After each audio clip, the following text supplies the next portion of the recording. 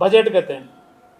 ಮನೆ ಪಾರ್ಕಿಂಗ್ ಸ್ಥಳಕ್ಕೆ ಚದರಡಿ ಲೆಕ್ಕದಲ್ಲಿ ತೆರಿಗೆ ಅಂತೆ. ಮನೆ ಮುಂದೆ ನಿಮ್ಮ ವೆಹಿಕಲ್ ಮೋಟ್ರ್ ಬೇಕು ಕಾರ್ನ ಪಾರ್ಕ್ ಮಾಡೋಕ್ಕೆ, ಅದಕ್ಕೂ ನೀವು ತೆರಿಗೆ ಕಟ್ಟಬೇಕು ಅಂದರೆ ಈ ನಾಡಿನ ಜನ ನೀವು ಅರ್ಥ ಮಾಡ್ಕೊಳ್ಳದೆ ಹೋದರೆ, ಈಗ ಈ ಬಜೆಟಲ್ಲಿ ನಿಮ್ಮ ಮನೆ ಕಾಂಪೌಂಡಿಗೆ ಕಾರ್ ನಿಲ್ಲಿಸ್ಕೊಂಡಿದ್ರು ಇಷ್ಟು ತೆರಿಗೆ ಹಾಕ್ತೀವಿ ಅಂತ ಅಂದ್ಬಿಟ್ಟು ಈಗಾಗಲೇ ಘೋಷಣೆ ಮಾಡಿಬಿಟ್ಟವ್ರೆ. ನೀವು ಸ್ವಲ್ಪ ಇದೆಲ್ಲ ಎಚ್ಚರಿಕೆಯಿಂದ ಮುಂದೆ ಹೋರಾಟ ಸರಿಪಡಿಸ್ಕೊಳ್ಳದೆ ಹೋದರೆ ಕೊನೆಗೆ ನಿಮ್ಮ ಬೆಡ್ರೂಮ್ ತಕ್ಕೂ ಬರ್ತಾರೆ ಟ್ಯಾಕ್ಸ್ ಹಾಕಬೇಕು ಅಂತ. ನಿಮ್ಮ ಮನೇಲಿ ಕಟ್ಟಿರೋ ನಿಮ್ಮ ಬೆಡ್ರೂಮ್ ಉಪಯೋಗ ಮಾಡ್ಕೋಬೇಕಾದ್ರೂ ಇದಕ್ಕೂ ಟ್ಯಾಕ್ಸ್ ಕಟ್ಟಿ ಅಂತಾರೆ. ಇದು ಈ ಸರ್ಕಾರ ಇದು. ಯಾರೋ ಮಾಡದೇ ಇಲ್ಲ ಸರ್ಕಾರ, ಇದು ಸರ್ಕಾರದವ್ರು ನಮಗೆ ದುಡ್ಡು ಕೊಡ್ತಾ ಇಲ್ಲ. ಅದಕ್ಕಿದೆಲ್ಲ ಪರಿಸ್ಥಿತಿ ಆಯ್ತಪ್ಪ. ಪಾಪ ಗ್ಯಾರಂಟಿ ಸ್ಕೀಮ್ ತಂದಿದ್ದೀರಿ, ಆ ಬಡವ್ರನ್ನ ಉದ್ಧಾರ ಮಾಡ್ತಾ ಇದ್ದೀರಿ, ಅಭಿನಂದಿಸ್ತೀನಿ ನಿಮ್ಮನ್ನ. ನಾನು ಅಭಿನಂದನೆ ಇದೆ ನಿಮಗೆ. ಗ್ಯಾರಂಟಿ ಸ್ಕೀಮ್ಗಳು ಕೊಡ್ತಾ ಇರೋದಕ್ಕೆ ನಾನು ಏನು ಅಸೂಯೆ ಇಲ್ಲ.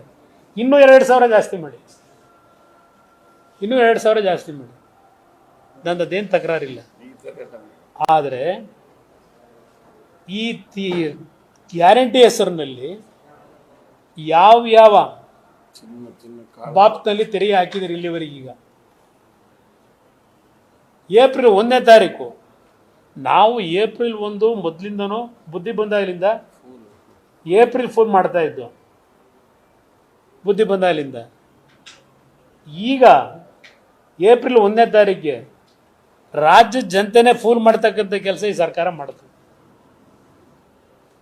ಪೆಟ್ರೋಲ್ ಮೇಲೆ ಮತ್ತೆ 2 ರೂಪಾಯಿ ಜಾಸ್ತಿ, ಡೀಸೆಲ್ ಮೇಲೆ, ವಿದ್ಯುತ್ ಶಕ್ತಿ ರೇಟ್ ಜಾಸ್ತಿ, ಹಾಲಿಂದು ಪಾಪ ಅವರು ನಮ್ಮ ಡೆಪ್ಟಿ ಸಿ ಎಮ್ಮು ನನಗೇನು ಗೊತ್ತಿಲ್ವಂತೆ, ಅವ್ರ ಅಣ್ಣನ ಕೇಳಿ ಅಂತ ಹೇಳ್ತಾರೆ. ಅವ್ರ ಅಣ್ಣನ ಕೇಳಿ ಅಂತ ಏನೇನು ಆಗ್ತಿದೆ ಅನ್ನೋದು ಗೊತ್ತು. KMF ಅಲ್ಲಿ ಆ KMF ಯಾರಿಂದ ಉದ್ಧಾರ ಆಯಿತು, ಯಾವ ಪರಿಸ್ಥಿತಿ ಇತ್ತು 94-95? 13 ನಮ್ಮ ಜಿಲ್ಲಾ ಕೇಂದ್ರಗಳು, ಹಾಲು ಉತ್ಪಾದಕರ ಕೇಂದ್ರ ಲಾಸಲ್ಲಿದ್ವು ಇಡೀ ರಾಜ್ಯದಲ್ಲಿ.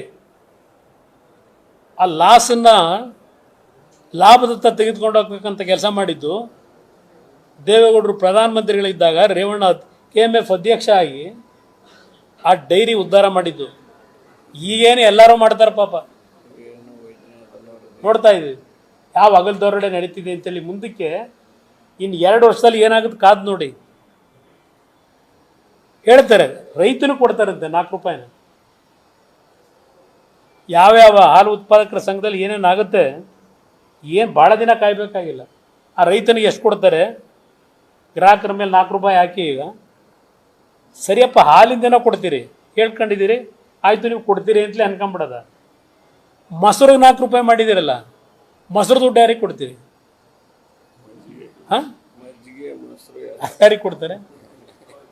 ಇದು ನಿಮ್ಮ ಕಾರ್ ಪಾರ್ಕಿಂಗ್ ಕತೆ. 84ರಿಂದ 50 kg ಬಂದೆ, ಆಮೇಲೂ ಸಣ್ಣಗೆ ಫಿಟ್ ಆಗಿದ್ದೀನಿ. ಅದಕ್ಕೆ ನಾನು ಯೂಸ್ ಮಾಡ್ತಾ ಇರೋದು ಜೀನಿ ಸ್ಲಿಮ್.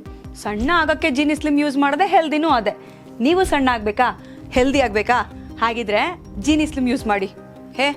ಸಣ್ಣ ಆಗೋದಕ್ಕೆ ಯಾವುದೋ ಪ್ರಾಡಕ್ಟ್ ಹೇಳ್ತಾ ಇದ್ದಾಳೆ, ಏನಾದರೂ ಸೈಡ್ ಎಫೆಕ್ಟ್ಸ್ ಇದೆ ಅಂತ ಯೋಚನೆ ಮಾಡ್ತಾ ಇದ್ದೀರಾ? ಖಂಡಿತ ಇಲ್ಲ, ಯಾಕಂದರೆ ಇದು ಕೆಮಿಕಲ್ ಫ್ರೀ. ಸಣ್ಣ ಆಗಬೇಕು ಅಂದರೆ ಜೀನಿ ಸ್ಲಿಮ್ ಯೂಸ್ ಮಾಡಿ. ಹೆಚ್ಚಿನ ಮಾಹಿತಿಗೆ ಕೆಳಗೆ ಡಿಸ್ಪ್ಲೇ ಆಗ್ತಿರೋ ನಂಬರ್ಗೆ ಕಾಲ್ ಮಾಡಿ.